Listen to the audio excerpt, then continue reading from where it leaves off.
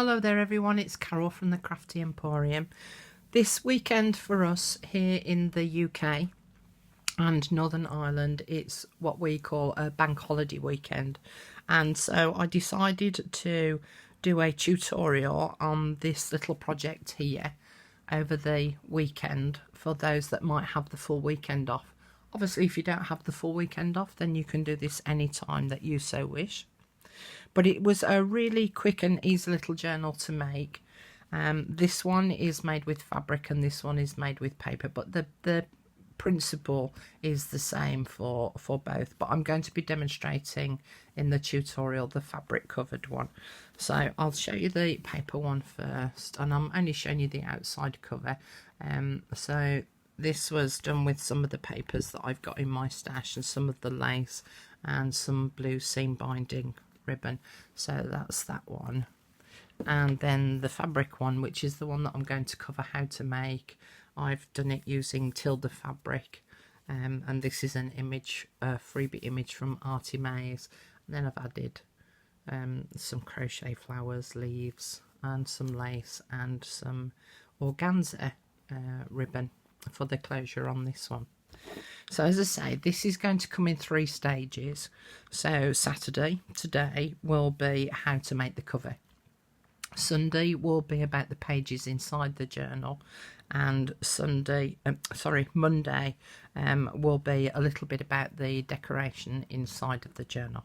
Okay, so let's go to a few things that you're going to need. So you're going to need a cereal box, which most of you will have those, and if not a cereal box, then something of a similar ilk, another form of packaging. So as you can see here, I've used my shredded wheat box. You will need a piece of fabric, you will need a piece of felt, you will need a piece of Tyvek or similar, but I'll come to that in a little bit, and you will need some background paper. You will need some glue, and I'm using the Bostik all-purpose glue. Again, I will come to that later. You'll need a pair of scissors and a few other little bits and pieces, but again, I'll come to that in a bit. This is the sort of main part of it. You will also need a couple of envelopes, small envelopes, and some ribbon or seam binding, of which I'm just reaching over for it. So I've got some Hug Snug seam binding here in an oatmeal colour, which matches up with the colour of the fabric. Okay, so let's get started. So when you get your when you get your cereal box, you will need to cut out like the front face section of the box, so that you've got, you know, the sides of the box here and here, and then obviously you've got the back of the box. So this was the front of the box, and I've just cut it out, trimmed it down so that it's nice and straight. It doesn't matter what size it is, and that's why I couldn't give you measurements for fabrics or anything like that, because it will all depend on the size of the box that you use. But you need to bear in mind that this will be folded in half, so that will end up being the size of your journal. So obviously you don't want too small a box, otherwise you're going to end up with a teeny tiny, unless of course you want a teeny tiny journal, and you don't want too big a box, because otherwise you'll end up with a massive book. So this was the size that I'd cut out, and if I just measure it, just give you a rough idea of what I'm using here. So this is 10 inches by 7¼ inches. So that's how big my piece of card is. Let me just have a little slurp of my brew. That's better. Okay, so the first thing to do is I'm going to stick my piece of felt to the box. Now I'm using the all-purpose glue for the simple reason that it's, as it states on the box, it's all-purpose, so it sticks a multitude of different textures together. And because I'm using several textures here, I wanted a glue that was going to accommodate all of them and not have to keep swapping and changing glues all the time. I find that PVA glue for the likes of sticking the felt to the box and also for the Tyvek, it's just not quite strong enough. So, and I don't want to use my glossy accents because that's too expensive. So I just find that this all-purpose glue works really well. Of course, the other thing is that sometimes these boxes come with a little bit of a coating on both sides. On this side, it's not, it's a matte finish, but on this side, it's got sort of a bit of a waxy, glossy feel to it. And I just want to make sure that everything's stuck sort of neatly and comfortably to it. The only problem with this is it can ooze out quite easily, and it's also very strong smelling, so you might want to use have a window open whilst you're using this glue if you're a little bit susceptible to these kinds of smells. I don't actually mind it, but there you go. So as I say, this glue can start oozing out, so I try and use the glue as quickly as I can and then hold it upright and put the cap back on it quickly so that it doesn't ooze out too much. But basically I'm just putting glue, when it comes out, there we go, around the four sides, and it doesn't have to be particularly precise because this is just to hold the felt roughly in place. Okay, so that will do, and then if I hold it up quickly, put my lid on, it won't ooze out. And then I'm going to place the felt on top of the card.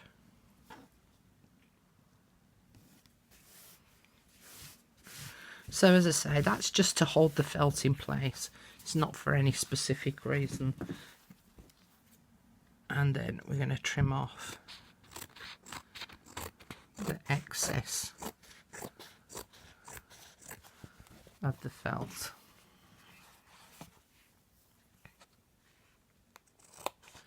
So I'm cutting as close to the card as I can. Okay. So then I need my piece of fabric. Now I did try ironing this fabric. I didn't do a grand job.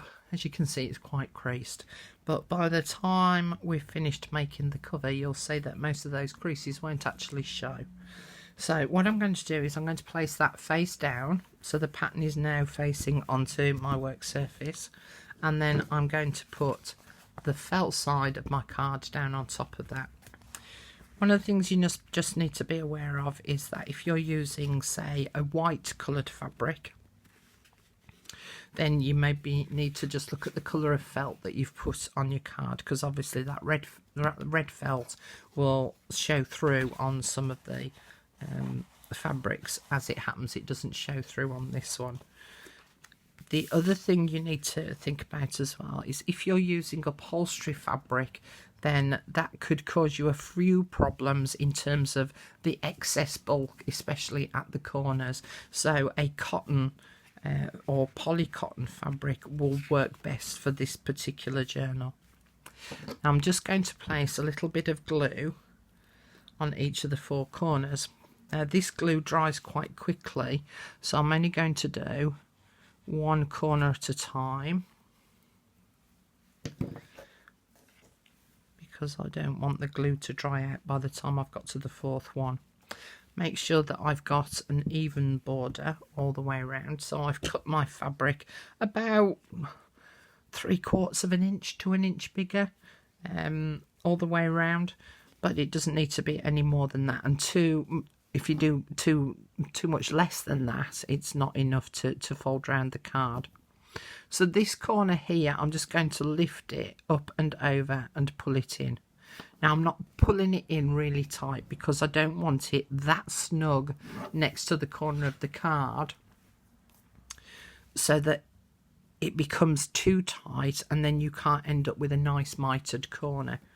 Just to test to see if I have done it too tight, if I just bring this down a little, I'm going to fold that edge over to just have a look and fold this edge over, and I can see that I've not done it too tight and I can get a nice mitered corner. Alright, if I've done that fabric too tight, then I would end up with a gap like that, and that doesn't give you a nice finish on the front. So the way to do it is to just fold that fabric over slightly, pull those over to just test to see if it pulls in nicely, and you know that you've got it round about right.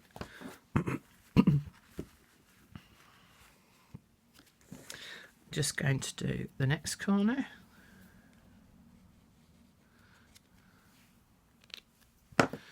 And again, as I say, don't pull it in too tight.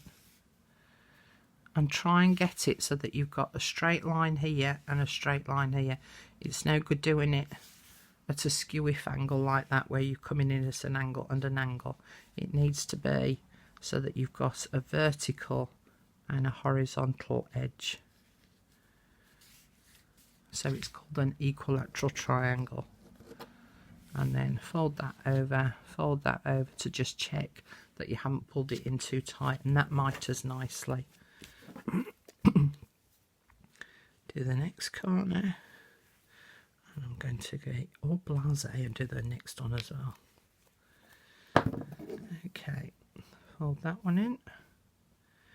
Make sure that I've got a vertical and a horizontal. Fold those over to check that I haven't done it too tight. Maybe I have just a touch. That's better. And same on this corner. And just double check. Yeah, that's fine. Now I'm going to just turn it, and I'm going to glue the two short sides.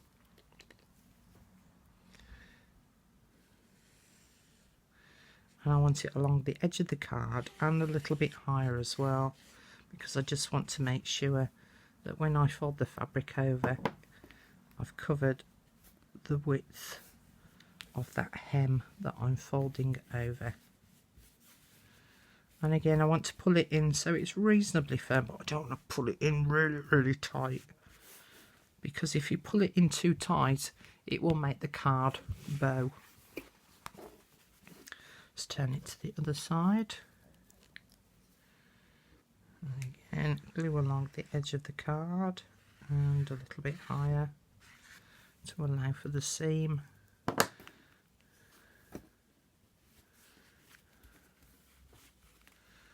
And just fold it over, and as I say, don't pull it in too tight.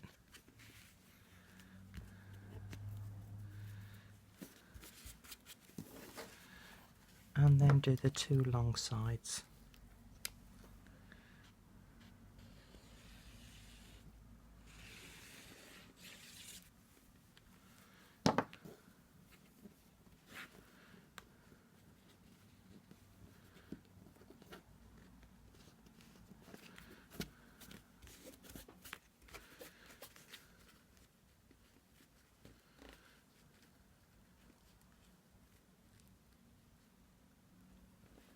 Stick on quiet.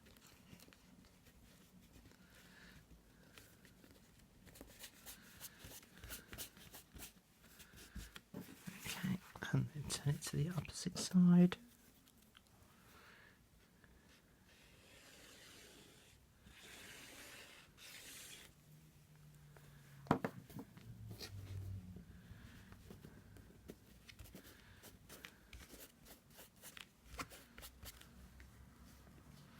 So for those in the UK, the all-purpose glue, they sell it at Hobbycraft, and they also sell it at the Works.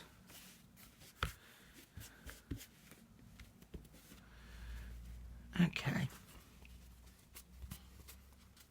Now if needs be, you can use clips to hold your fabric in place whilst the glue dries.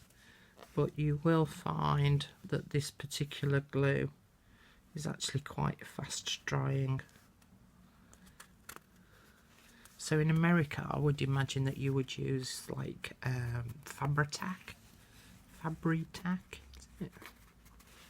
Okay, so that will do me nicely.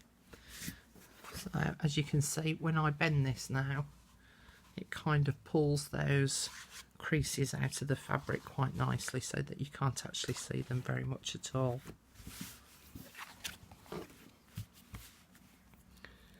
So that's that part. Okay, Next part is this stuff called Tyvek.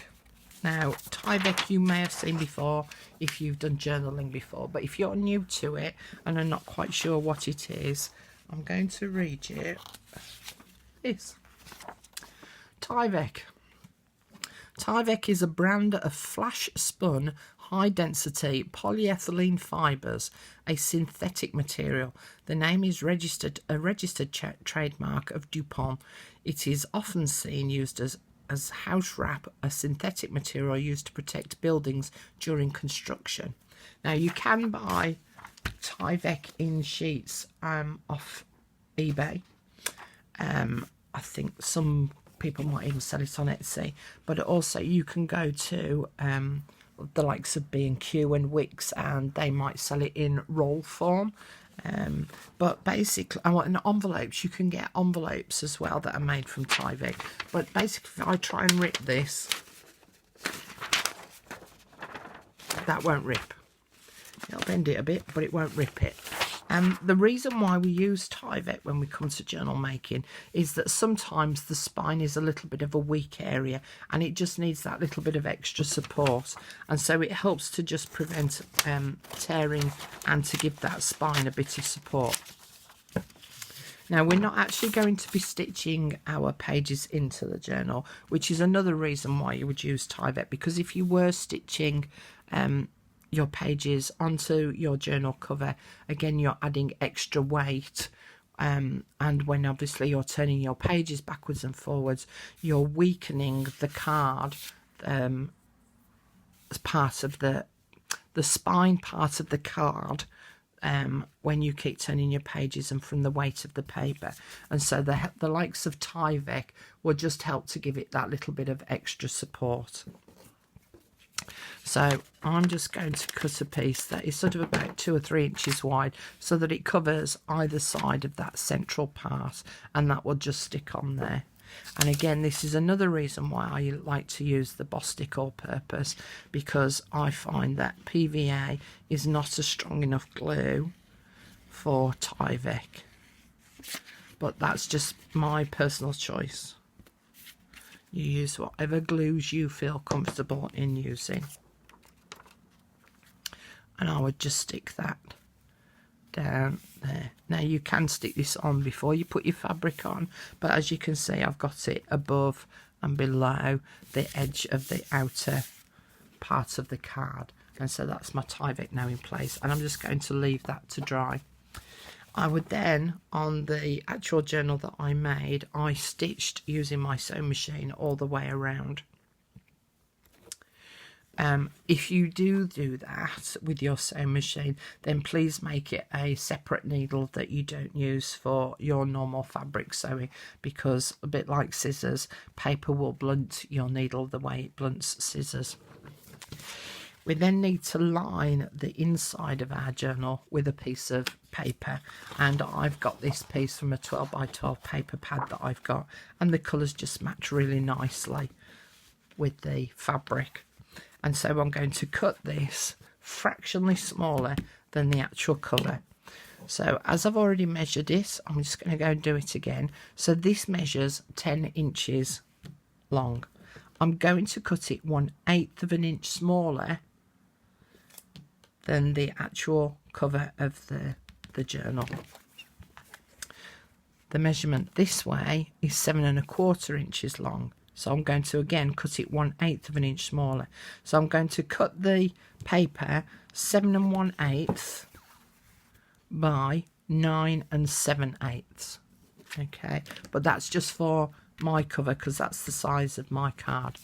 So I just cut that down.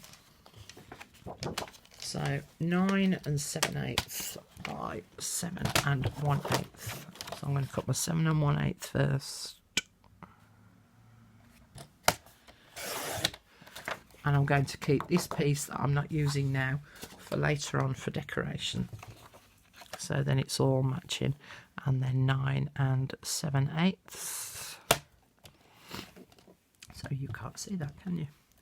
9 7/8. And I'm going to keep that piece as well. And so that piece is now the right size to stick on there, and I've got a tiny border of the fabric all the way around. Now again, I would stitch that piece of paper as well, and so as if by magic I have a cover already here, and as you can see this one's creased a lot more than the other one, and I've just done a simple zigzag edge all the way around the 4 sides, so it's gone through to the other side as well. And I've also stitched with a straight stitch around all 4 sides of this piece of paper. Now this is where your envelopes come into play, and you're also going to need your ribbons too. Now I can see that I'm at 20 minutes and I have a feeling this is going to cut out on me shortly, so I'm going to pause it there, and then I'm going to come back and come and show you how to then put all of this together. In the meantime, it allows you now to go and prepare all your front cover with your fabric and do your stitching. So I'll see you in a bit. Bye.